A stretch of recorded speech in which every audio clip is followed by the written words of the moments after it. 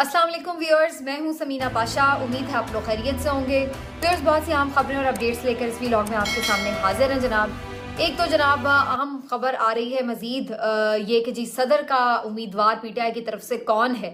बड़ा अलग सा नाम सामने आ चुका है और आज उस अलग नाम का एक और कारनामा भी है जो आपके साथ शेयर करेंगे इस व्लॉग में। इसके साथ साथ जनाब मजीद कुछ असम्बली का हवाला आपको सुनाएंगे। कल एक अहम एहतजाज होने जा रहा है हफ्ते के रोज़, उसके ऊपर कुछ अपडेट्स आपको देंगे। इसके साथ साथ कुछ बात करेंगे कि क्या सूरत हाल है जनाब जब हम बात करते हैं ख़ास तौर पर इमरान रियाज भाई के हवाले से। उनको किधर अब मुंतकिल कर दिया गया है, क्यों उनके बारे में कुछ तशवीश सी फैल गई थी, कुछ नहीं बल्कि अच्छी खासी तशवीश फैल गई थी, वो क्यों थी आपके साथ शेयर करेंगे। और फिर उसके बाद कुछ आपसे जिक्र करेंगे कि मरियम नवाज साहिबा जो हैं वो अब क्या मुसीबत बनी हुई है इस वक्त पंजाब की ब्यूरोक्रेसी के लिए, और उनका घमंड और उनका जो एक आमरीयत वाला स्टाइल है उसकी वजह से क्या मुश्किलात हैं उन तमाम बाबुओं को जो वैसे तो बड़े शरीफ ख़ानदान के ग़ुलाम ही बने फिरते हैं, लेकिन अब उनको भी सही जो है ना आगे से जवाब मिलने का शायद लगता है वक्त आ गया। तो थोड़ी तफसील इस बारे में मैं आपको बताती हूँ। आपसे रिक्वेस्ट है कि चैनल को सब्सक्राइब कर लें अगर अभी तक सब्सक्राइब नहीं किया। तो सबसे पहले जी बात का आगाज़ यहीं से शुरू करते हैं। आज कौमी असम्बली का जो इजलास रहा धमाका खेज था, जिसके बारे में मैं तफसीली आपको एक वीडियो में बता चुकी हूँ। और चेयरमैन यानी स्पीकर और डिप्टी स्पीकर का इंतखाब भी हो चुका है। और उसके बाद बहुत सारे ऐसे हीरोज़ हैं पाकिस्तान तहरीक इंसाफ के जो कि अब निकल कर सामने आए हैं। यानी 9 मई के बाद वाक़तन जिसको आप कहें कि बहुत सारे लूजर्स जो थे वो चले गए, लेकिन जो जेन्युइन क़यादत थी, जो लॉयल क़यादत थी और जो सही मानों में आप कह लें कि जबर बर्दाश्त करने वाले लोग थे, हिम्मत वाले लोग थे, वो निकल कर सामने आए हैं। और आज मैं ये भी नोटिस कर रही थी कि कौमी असम्बली का इजलास हो, KP असम्बली का इजलास हो, आप देखिए तो मिडिल क्लास फैमिलीज़ के बहुत सारे लोग आपको इन असम्बलीज़ में नज़र आ रहे हैं। तो सही मानों में अगर कोई चेंज है तो ये चेंज है जो इस वक्त हमें नज़र आता है। तो बहरहाल जी इन्हीं छुपे रुस्तमों में एक जुनैद अकबर खान साहब भी हैं। जुनैद अकबर जिन्होंने आज डिप्टी स्पीकर का इंतखाब लड़ा था और उसके बाद फिर उन्होंने एक बड़ी जानदार किस्म की तकरीर की कौमी असम्बली में, और उन्होंने इस तकरीर में 9 मई की मजम्मत की। और 9 मई की उन्होंने फिर ऐसी मजम्मत की है कि ठीक ठाक किस्म का होश ठिकाने जो है ना वो आ गए हैं। एक सन्नाटा तारी हो गया था जब वो तकरीर कर रहे थे।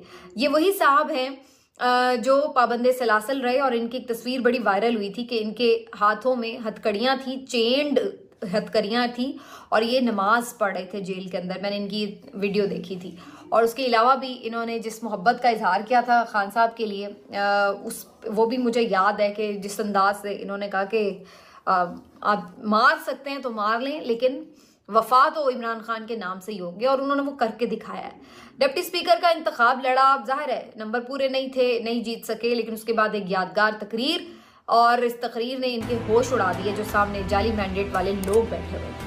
उन्होंने कहा 9 मई की मजम्मत करता हूँ, लेकिन मैं वो वाली मजम्मत नहीं कर रहा जो सबसे करवाई गई ज़बरदस्ती, बल्कि मैं वो वाली मजम्मत कर रहा हूँ कि जो हमारे प्यारे लीडर के साथ इन्होंने हाई कोर्ट के अंदर किया।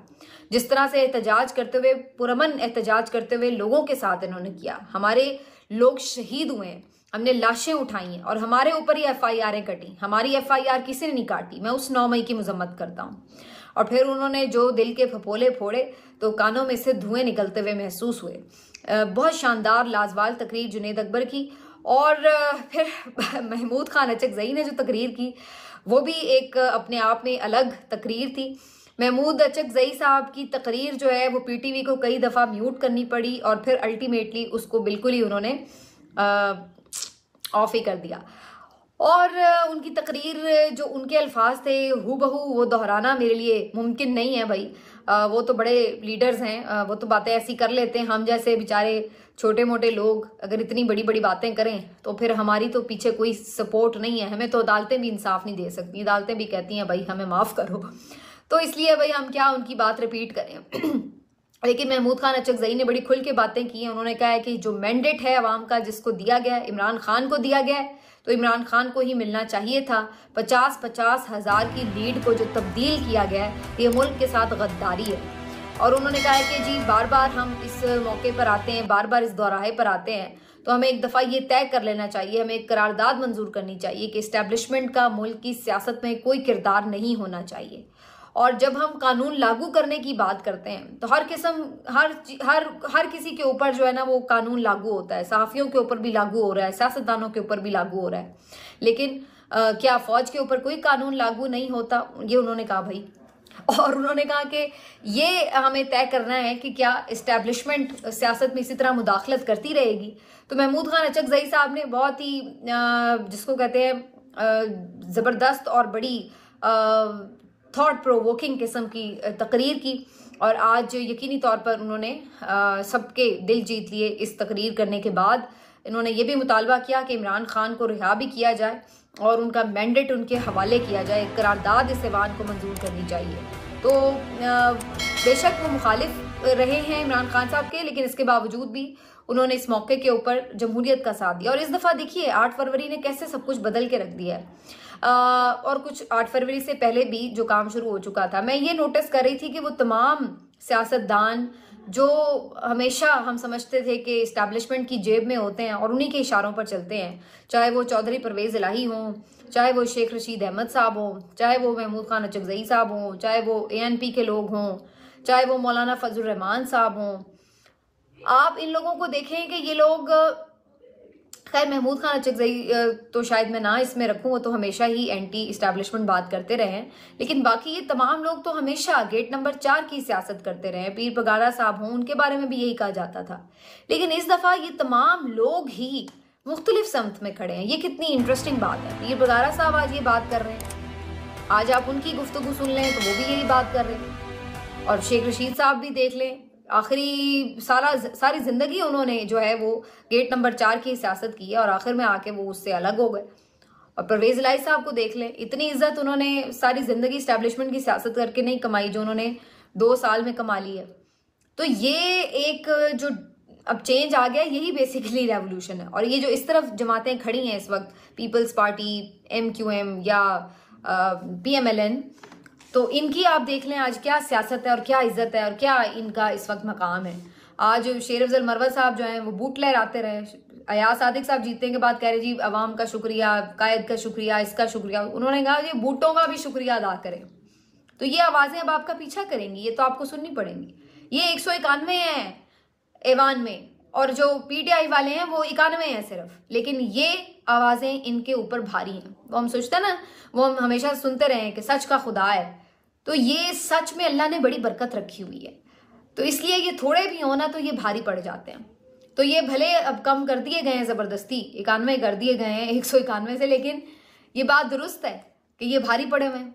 मैं आज सारा दिन देखती रही हूँ, मुझे कोई इनकी तकरीर किसी की एक लफ्ज़ तक याद नहीं कि इन्होंने भी किसी ने तकरीर की थी, अगर की थी तो उसमें क्या बोला था, कुछ याद नहीं। लेकिन इधर इस तरफ की जो तकरीरें थी वो आप देख लीजिए, सबकी तकरीरों में कुछ ना कुछ बात है और सब वो आज क्लिप वायरल हुए हैं, सब उनके ऊपर हेडलाइंस बना रहे हैं, सब उसको डिस्कस कर रहे हैं। तो ये सच में अल्लाह ने बरकत रखी है। अब अभी इन्हें ये समझ नहीं आएगा, ये वक्त के साथ इनको PMLN को समझ आएगा, कुछ कुछ आना शुरू हो गया है और कुछ कुछ मजीद आता चला जाएगा कि ये हमने किस तरह अपनी सियासी कब्र खो दी है। मैं समझती हूँ, मेरी ज़ाती राय में जो PDM-1 की हुकूमत ली थी इन्होंने रजीम चेंज के बाद, वो एक बहुत बड़ी सियासी गलती थी, लेकिन ये इस वक्त यूं जाली मैंडेट से हुकूमत लेना उससे बड़ी सियासी गलती है। इस बात का इन्हें उस वक्त अंदाजा होगा जैसे अभी इन्हें इलेक्शन के वक्त अंदाजा हुआ ना इस बात का कि वो हुकूमत लेना गलती थी। बाद में आप सर पीटते हैं कि हमें फौरन इलेक्शन में जाना चाहिए था अगर इमरान खान की हुकूमत गिराई थी। इसी तरीके से आज जो ये जाली मैंडेट के साथ हुकूमत ले रहे हैं ना, ये आपको सर पीटते नजर ना आए तो मेरा नाम बदल लीजिएगा। ये सर पीटेंगे कि हमने ये हुकूमत क्यों ली इस्टेब्लिशमेंट के कहने पर, ये देखिएगा आप। और ये अभी इनको नहीं अंदाजा होगा, या इन्हें कुछ अरसे में हो जाएगा, लेकिन जल्द हो जाएगा, ये मैं आपको बता सकती हूँ। आगे बढ़ जाते हैं जी, बात करते हैं इमरान रियाज भाई को। आज जाहिर एक और मुकदमे में पकड़ लिया गया था, लेकिन फिर रात गए उनको, शाम के दौरान बल्कि ये खबर आने लगी कि उनको कहीं शिफ्ट किया जा रहा है, और फिर वीडियोस भी हमने देखी। अब हैरान मैं इस बात पे भी वैसे हो रही थी कि आप अंदाज़ा लगाएं कि ये कैसा मुल्क है और कितनी हजार बार बंदा इस निज़ाम के ऊपर लानत भेजे कि एक बंदा पुलिस की कस्टडी में है और बेचारे जो अहले खाना है उनको कोई पहरेदारी के लिए बाहर गाड़ी खड़ी करनी पड़ती है कि इस पुलिस स्टेशन में इमरान रियाज खान है रिमांड के ऊपर, तो ये ना हो कि उसको कहीं मुंतकिल कर दें, तो वो बेचारे पहरेदारी के लिए जो है वो एक गाड़ी बाहर रखते हैं। और वाकई ऐसा हुआ भी कि जनाब वो थाने से उन्हें किसी और जगह पे मुंतकिल किया जा रहा है, वो पीछे पीछे गाड़ी चला के चल रहे हैं। यानी आप इस निज़ाम की अब क्या लफ्ज़ बंदा यानी इस्तेमाल करे कि हमें ये हमारा इनके ऊपर एतबार है कि यार ये पुलिस वाले इनको किसी और के हवाले कर देंगे, तो उसके ऊपर पहरेदारी करनी पड़ रही है, चौकीदारी करनी पड़ रही है अहले खाना को कि यार अंदर हमारा बंदा है, कहीं इधर उधर कर देंगे। ये हाल है, ये आप लोगों की क्रेडिबिलिटी रह गई है। और वो उन्होंने करके दिखाया, जो उनको एक खदशा था वो उन्होंने पूरा करके दिखाया। अब क्यों किस वजह से उन्हें मांगा मंडी में थाने में शिफ्ट किया गया ये कोई पता नहीं है, लेकिन पहले तो पता ही नहीं चल रहा था, फिर पीछा किया, फिर काफ़ी आगे जाके पता लगा कि जी मांगा मंडी में जो है उन्हें अब बंद कर दिया गया। वहाँ क्यों ले जाया गया कोई उसका पता नहीं है। हालांकि ये एक तयशुदा कानूनी हकीकत है कि जब किसी को पुलिस रिमांड में दिया जाता है, जो जिस भी मुतल्लिका थाने में दिया जाता है, वहाँ से मुलजिम को शिफ्ट नहीं किया जाता, उसको वहीं पर रखा जाता है। लेकिन ये तो पाकिस्तान है, यहाँ तो कोई कानून नहीं है, और कम से कम सिविलियंस के लिए तो बिल्कुल ही कोई कानून नहीं है। अब जी अलीमा खान साहिबा ने जो इमरान रियाज से गुफ्तगू की वो भी बड़ी दिलचस्प थी। जैसे उन्होंने आके उन्हें एडमायर किया और कहा कि आप तो लीडर हैं, मैं कोई आपसे हमदर्दी करने नहीं आई। तो देखिए ये कितनी इंटरेस्टिंग बात है कि इन लोगों ने कितने ही ऐसे लोगों को लीडर वाकई में ही बना दिया है, जो शायद बेचारे आम लोग थे, जो नॉर्मली अपने नौकरियां कर रहे थे या अपने काम कर रहे थे। ये तैयबा राजा हों, सनम जावेद हों, और बहुत सारे लोग जो एक नॉर्मल सपोर्टर थे सोशल मीडिया के ऊपर, या चलिए जलसे जुलूसों में ज़रा एक्टिवली पार्टिसिपेट कर लेंगे, यही था ना।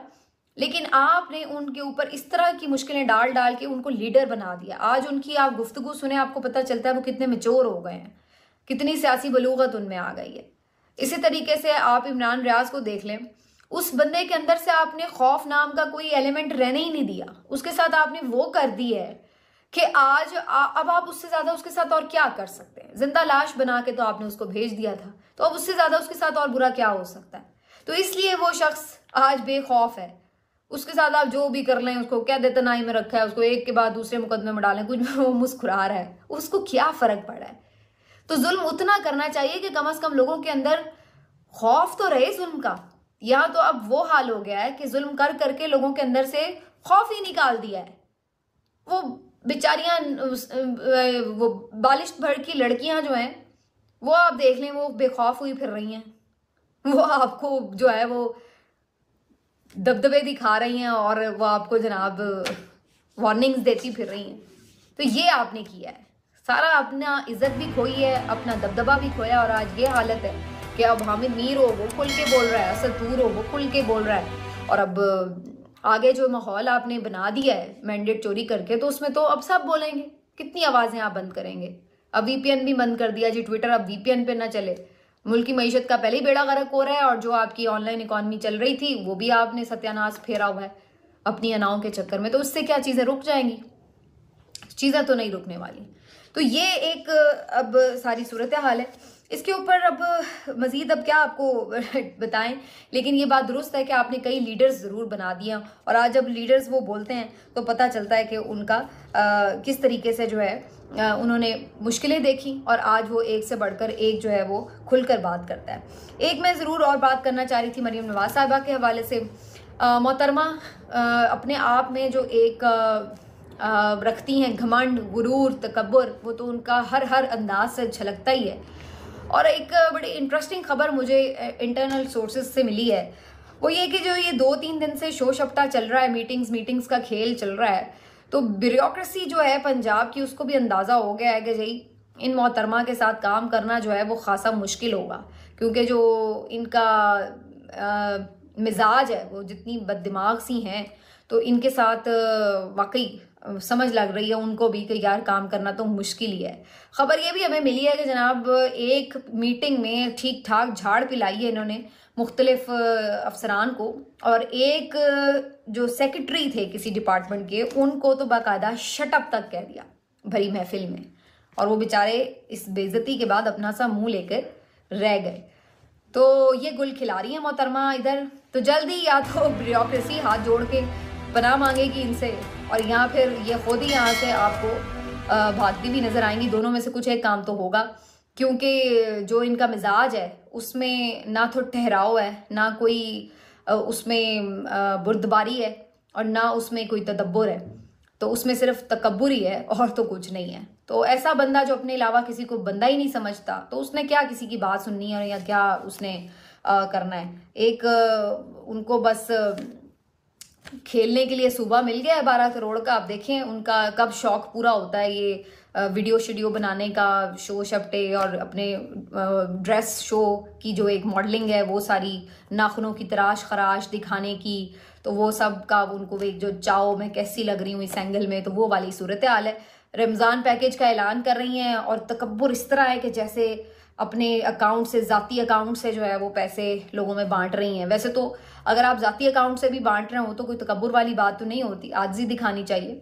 लेकिन यहाँ अवाम के पैसों से, टैक्सों से ही आपने अगर अवाम के लिए कुछ करना भी है, अपनी तस्वीरें छाप छाप के, तो वो भी इतने मुतकब्बिराना अंदाज में। वो मरियम औरंगज़ेब मुझे याद आ गई थी, 2000 रुपये वाली, तो वही वाली इनकी वो कैफियत है। तो हर वक्त वो साए की तरह इनके साथ चिपकी हुई होती हैं, तो उनका असर भी इन पे रहता है और इनका उन पे रहता है, तो यही सूरत हाल रहती है। तो बहरहाल जी, best of luck to Punjab bureaucracy. आपके साथ और भी ऐसा होना चाहिए, क्योंकि आप लोग इसी तरह खुश रहते हैं। इस तरह के लोगों के साथ आप लोगों ने जो वफा निभाई है, तो भुगतना तो अब आपको भी पड़ेगा। तो अब आप ज़रा भुगतें और इन्जॉय करें।